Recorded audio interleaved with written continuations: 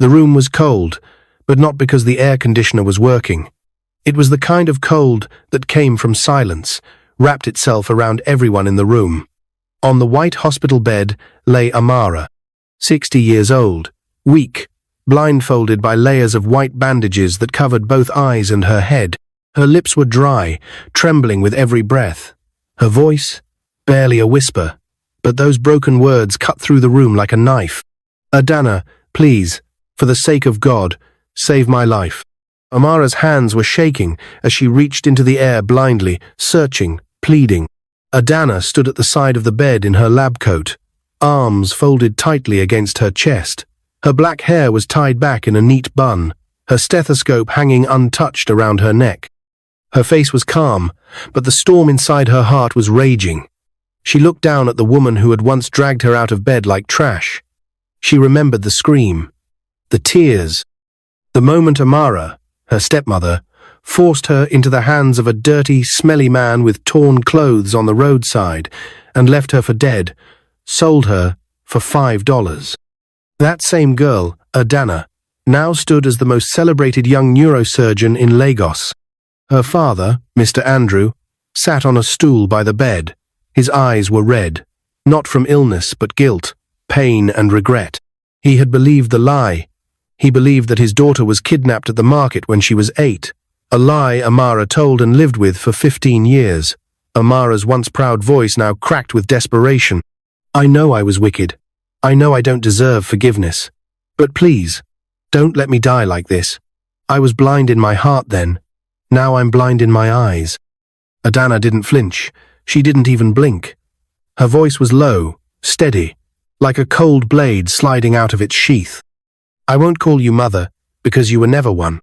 Amara's mouth opened to say something, but no words came. Adanna's eyes turned to her father, Mr. Andrew, whose face looked like it had aged another 10 years in the last 5 minutes. "You want me to save the woman who threw me out like garbage, who treated me like a curse because my mother died during childbirth?" Her voice cracked, just for a second. "I was only 8. Mr. Andrew stood, but had no strength to respond. The guilt in his eyes was louder than any words he could speak. Adanna turned her back and walked out of the room without another word. Tears rolled down Amara's cheeks under the bandage, and the clock began ticking. She had 3 days to live, 3 days to be saved by the girl she once sold. The next morning, the knock on Adanna's office door was slow and hesitant. She was flipping through medical charts when her father entered.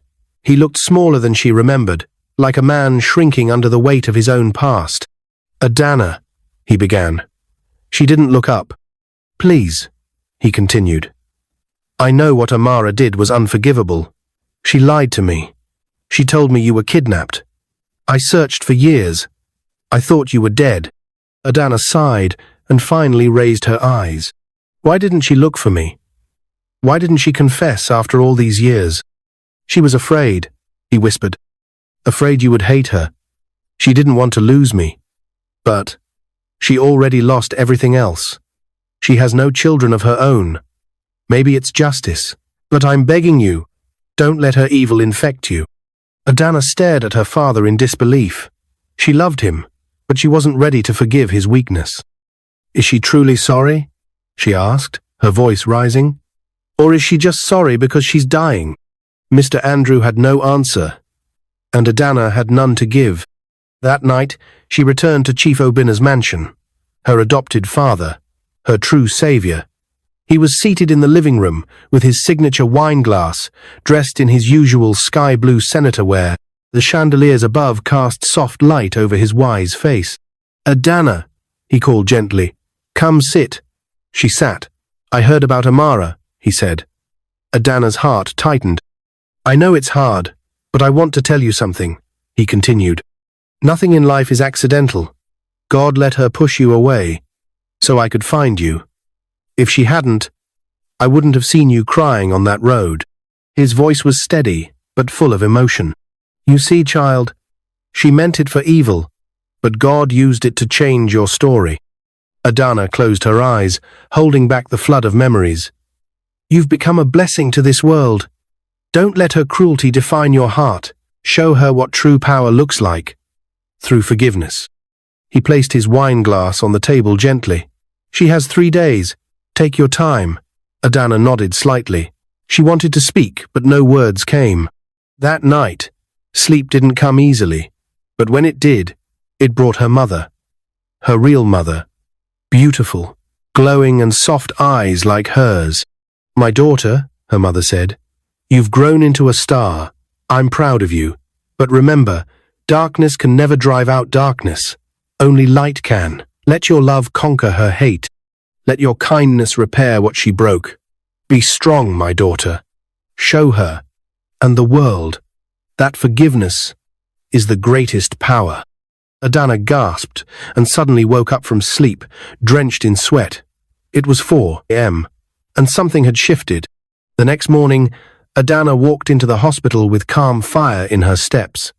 She entered the nurse's station with a firm voice. Prepare Amara for surgery. The nurses paused in disbelief. Doctor? One of them asked. You heard me, she replied. She's going in today. Inside the hospital room, Amara lay quiet, expecting death. But the door opened, and as she was wheeled toward the operating theater, her lips trembled again. Adanna, is that you? No one answered. But in that moment, she knew. Her life now rested in the hands of the little girl she once tried to destroy, and she had no choice but to hope. The corridor leading to the theater was quiet. Amara's stretcher rolled gently under the bright hospital lights. Every turn of the wheels echoed like judgment. Her head was still wrapped in white bandages, and though she couldn't see, her heart could feel the heaviness in the air. Something about this silence was more terrifying than death itself. Inside the operating room, the atmosphere was cold and precise. Machines beeped softly. Surgical tools lay glistening on a tray. Nurses moved quickly but calmly, preparing the room like a battleground. And standing in the center, masked and scrubbed, was Dr. Adanna. She didn't speak much. Her eyes were focused, her heart divided. This was no ordinary surgery.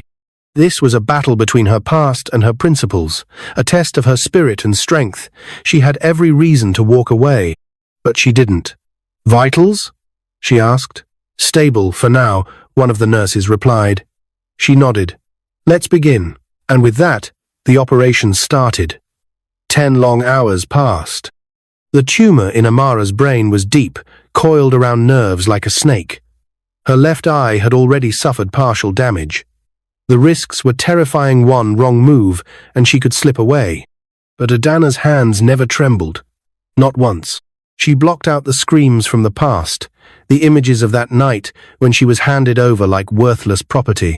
She blocked out Amara's voice, calling her useless, a burden, bad luck. She was no longer that little girl. She was now the woman holding the knife, the only one who could keep her enemy alive. And she chose to save her.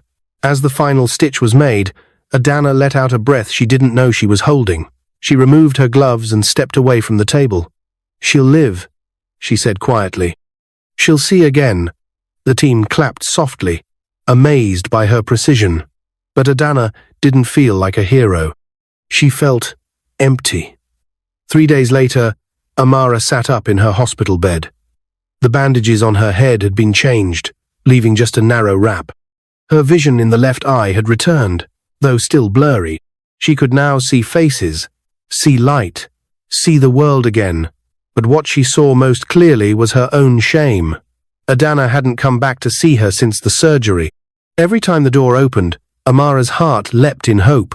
She had begged to be saved, and she was saved. But now, she realized saving her body didn't erase what she had done. Not even close. That evening, as the orange glow of sunset bled through the ward's windows, a shadow stepped inside. It was her, Adanna, still in her lab coat, hair tied neatly, her face unreadable. Amara struggled to sit fully. She folded her hands slowly, her voice breaking like a cracked mirror. Thank you, Adanna.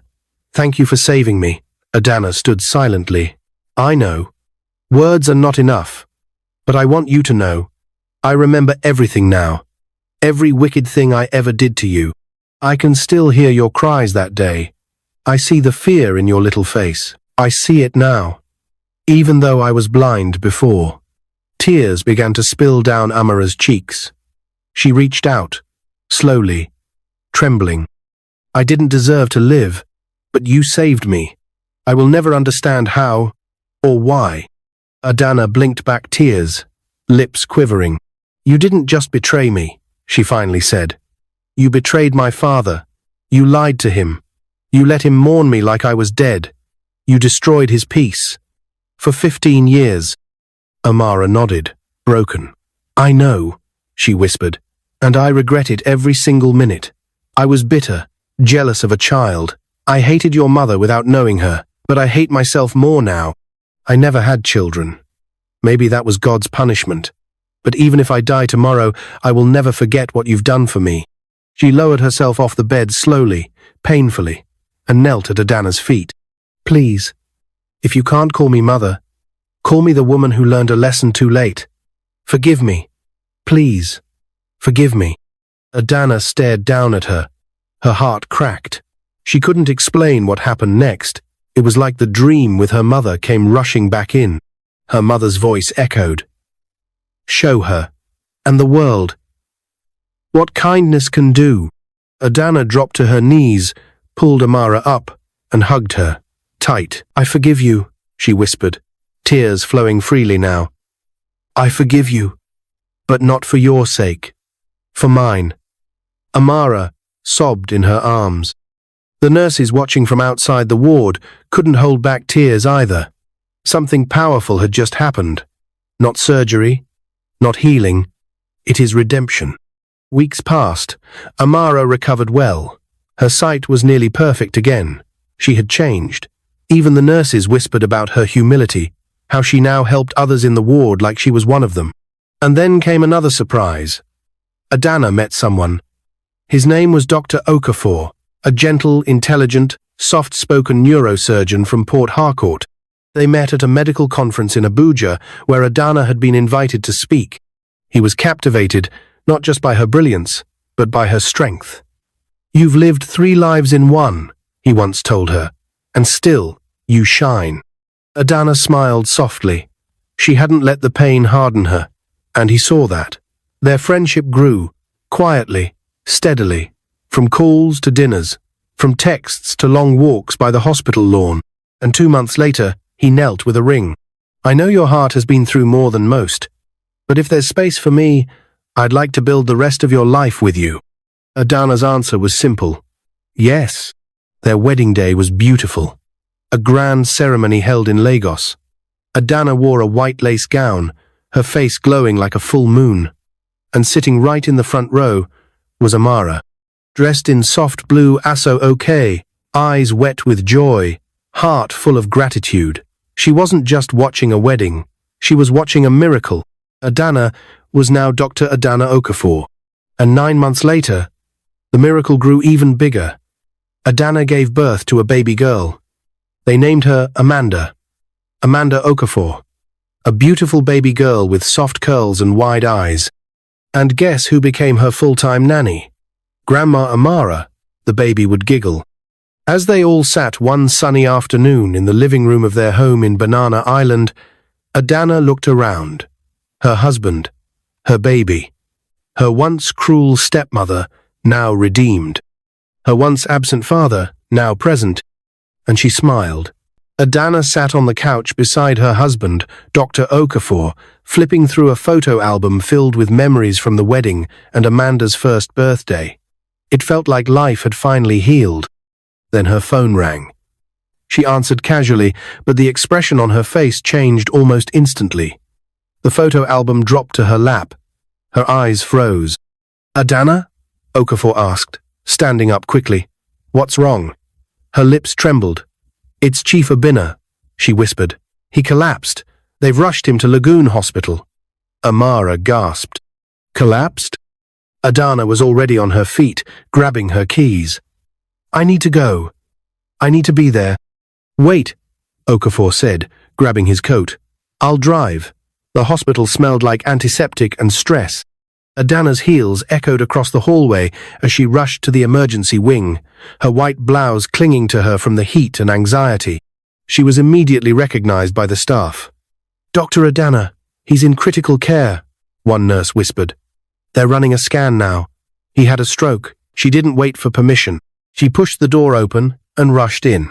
There he was, Chief Adanna Williams, the man who had changed her life forever, the man who picked her off the street, gave her a name, a home, a life, and an education. Now lying helplessly in a hospital bed, eyes closed, a nasal cannula helping him breathe, his skin pale, his chest rising slowly. Her hands trembled as she touched his arm. "Daddy." There was no response. "Daddy, it's me, Adanna. Please stay with me. Please." Tears streamed down her face. The man who once taught her to be strong was now fighting for his own life, and she wasn't ready to lose him. Not yet. Not ever. 15 years ago. The rain poured heavily that night. Little Adanna sat by a dumpster in a muddy corner of the market, her dress soaked, her tears mixing with raindrops. She didn't understand what had just happened. Her mother was dead. Her father had married someone else. And now that someone had taken her from her bed, forced her into a stranger's arms, and told her to never return. The man she was given to smelled like old newspapers and roasted corn. His beard was rough, his clothes torn, and his eyes tired. But unlike others who had passed her by, he stopped. "Child, where's your home?"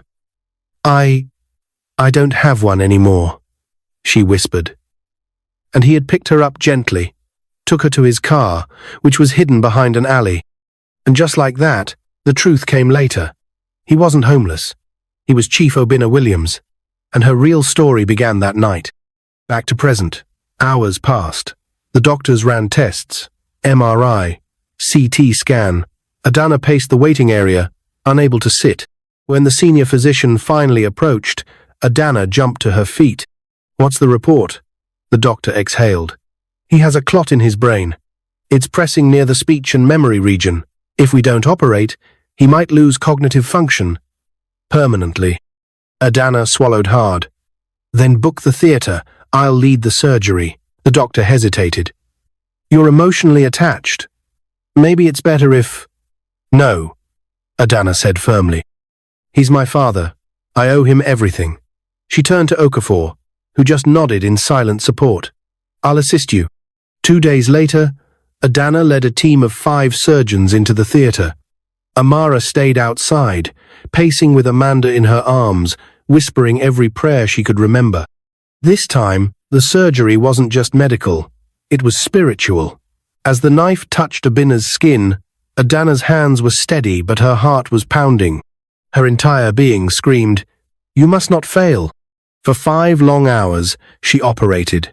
She removed the clot, cleaned the vessel, monitored every pulse, and finally, "He's stable," she said. "We did it." Chief Adanna remained in recovery for 2 weeks. His speech was slow at first, his memory foggy. But every day, Adanna visited. She told him stories, played him songs, and held his hand as he recovered. On the 15th day, he turned to her clearly and said, "You saved me again, my daughter." Adanna smiled through tears. "You saved me first." Amara, standing by the door, wiped her eyes silently. For the first time in her life, she knew what love looked like. One quiet Sunday morning, as the family gathered for breakfast in their Banana Island home, a knock came at the gate. The gatekeeper answered, then quickly rushed to the living room. "Madam, there's someone here asking for you." "Who?" Adanna asked, frowning. The man stepped aside, and there stood a woman, thin and pale, face aged beyond her years, dressed in a rough wrapper and a blouse that looked washed 1,000 times. "Adanna," she said weakly, "please, I need your help. I am your aunt." Amara dropped her cup of tea instantly. "Chioma?" she gasped. Adanna blinked. "Who is she?" The woman began to cry. "I'm your mother's elder sister. They told me you died years ago, but I just found out. I've been searching. I have something your mother left for you." Adanna's heart skipped a beat. Mother? The woman nodded, pulling out a sealed letter. She wrote this before she died. Adanna took the letter in trembling hands. What's inside may change everything you thought you knew about your family, Chioma whispered. And just like that, another secret was knocking at Adanna's door. The envelope was old, brown, and sealed tightly with a wax stamp that had faded over time. But the handwriting on the front was unmistakable. To my daughter, Adanna, if you ever see this, it means you survived. Adanna sat in her bedroom alone. The letter trembled in her hands. Her heart pounded so hard she could barely hear anything else. The walls around her seemed to close in. This was her mother's voice. After 23 years, she took a deep breath, then slowly broke the seal. The paper inside was thin, fragile, and slightly yellowed, but the words leapt from it like whispers from a ghost. My dearest Adanna, if you're reading this, it means the worst has happened, that I didn't make it through childbirth. I want you to know first and always, I loved you even before you took your first breath. I knew I was not going to make it, I told your father. But I also knew you were going to be special. You are my light, my gift to the world. If I am gone, you will be left with your father. And I trust him. But I fear that others may not love you the way I do. There's someone close to him, Amara, my childhood rival. She's been in love with him for years and hates me with all her heart. If by any chance she comes into your life, be careful. She is dangerous. She's not the woman she pretends to be. If anything ever happens to you, I pray the world is kind enough to send you someone to love you where I cannot. I pray God hides you in the arms of someone who will never leave you. And, Adanna, no matter what they say about me, always remember your mother died giving life to you. That was not a curse. It was a gift. Love always. Mama. Adanna couldn't breathe. Her eyes blurred with tears. Every sentence in that letter stabbed her heart with pain, love, and truth all at once. Her mother knew. She had seen it coming. She had predicted Amara's betrayal. And yet, she had never said a word of Heartwarming, a prayer for her daughter's future. Adanna folded the letter gently and pressed it to her heart. She felt like she had just met her mother for the first time, and lost her again. Meanwhile, in the guest room downstairs, Chioma, her mother's sister, sat with Amara. The tension in the room was thick. Amara hadn't spoken a word since Chioma arrived. She kept her eyes low, her fingers twitching nervously. You didn't think this day would come, did you? Chioma said coldly. You thought you buried everything with Neka. But the truth always crawls back out. Amara looked up, weakly. Chioma, I was young, foolish, jealous, but I paid. I paid with childlessness, with guilt, with shame. No, Chioma snapped. You don't get to decide your punishment. She stood, her voice rising. You stole a child's future. You shattered a family.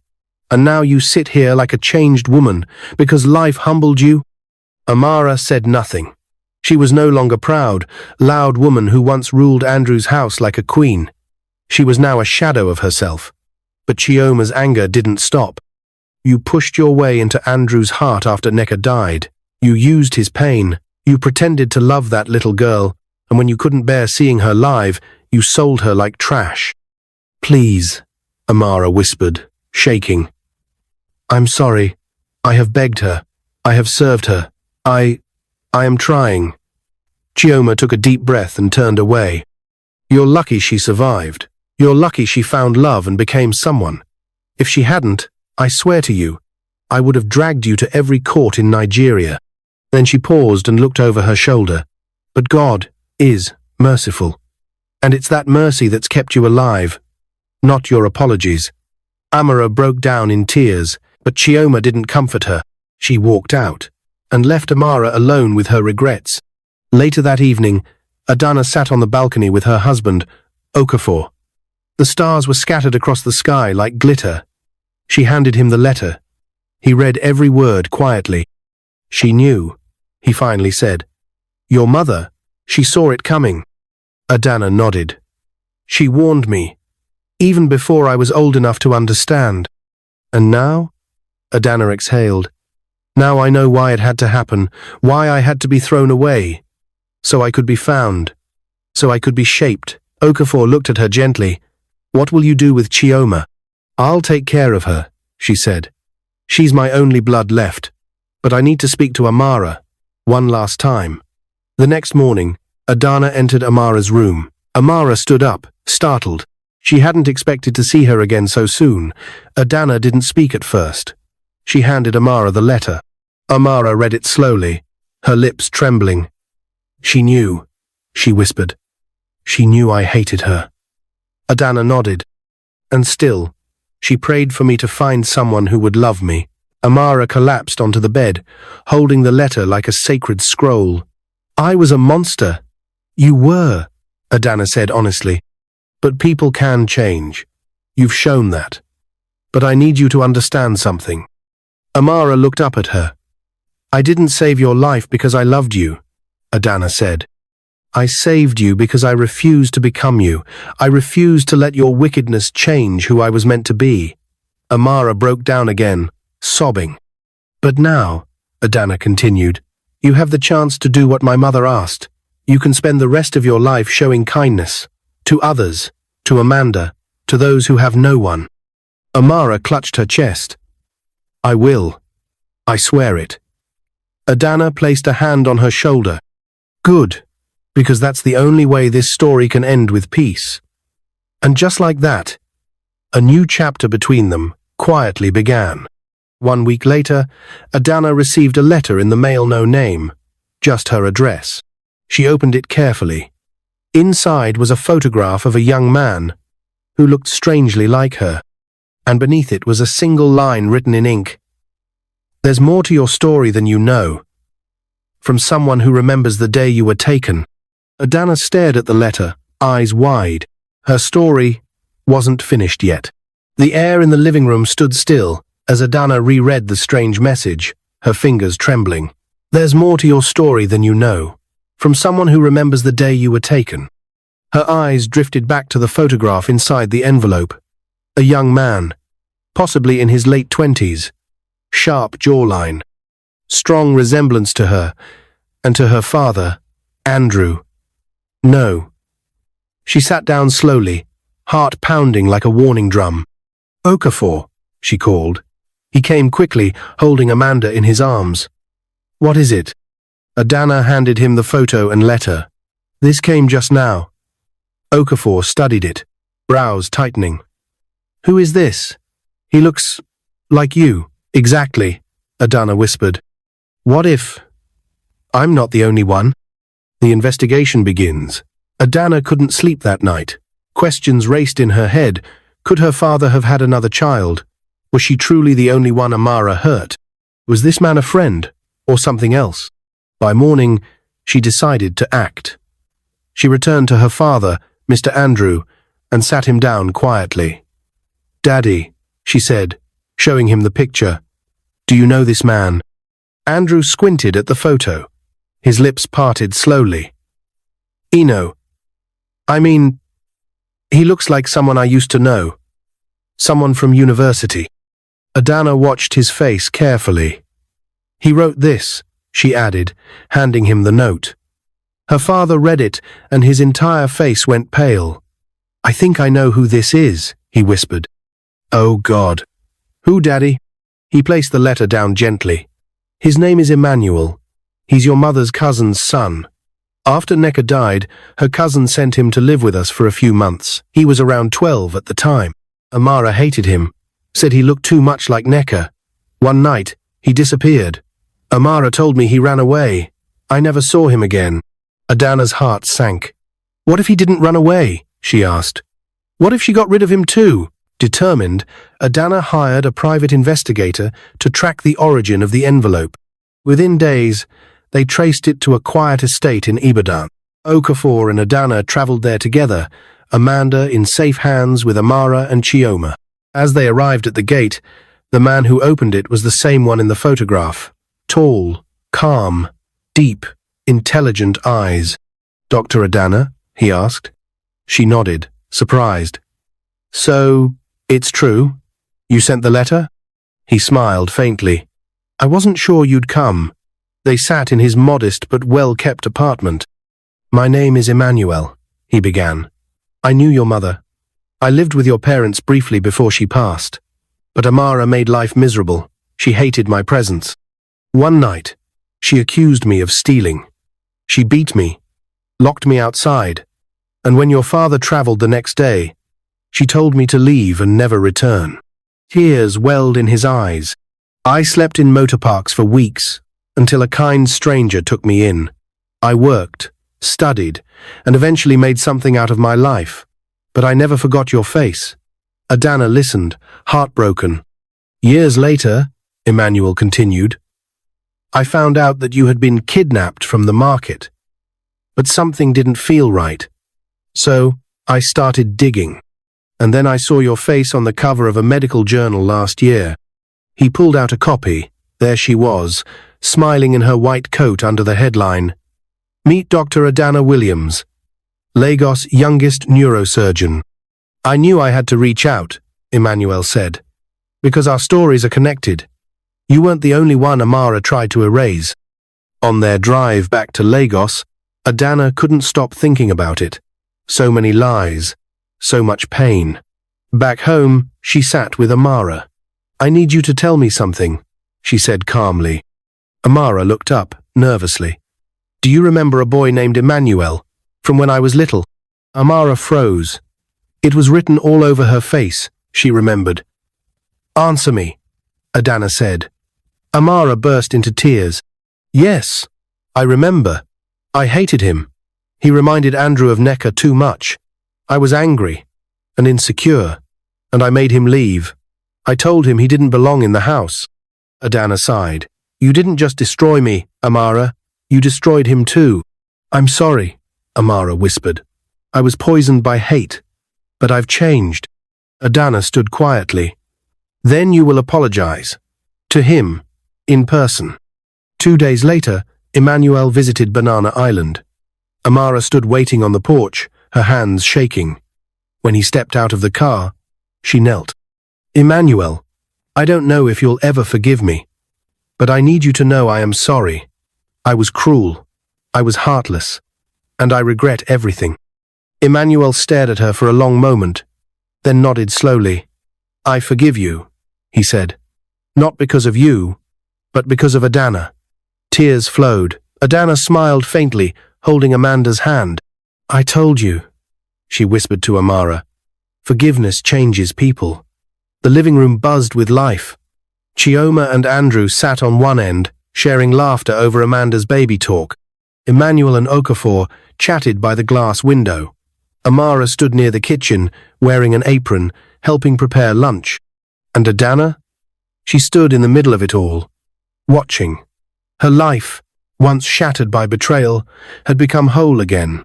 Not perfect, but healed. But as Amanda climbed onto her lap and laid her tiny head on her chest, Adanna kissed her gently and whispered, This is why I forgave her. So you'd grow up in a world where love wins. What is your view about this story? Where are you watching from? If you enjoy this story, comment, share, and subscribe to our channel for more interesting stories.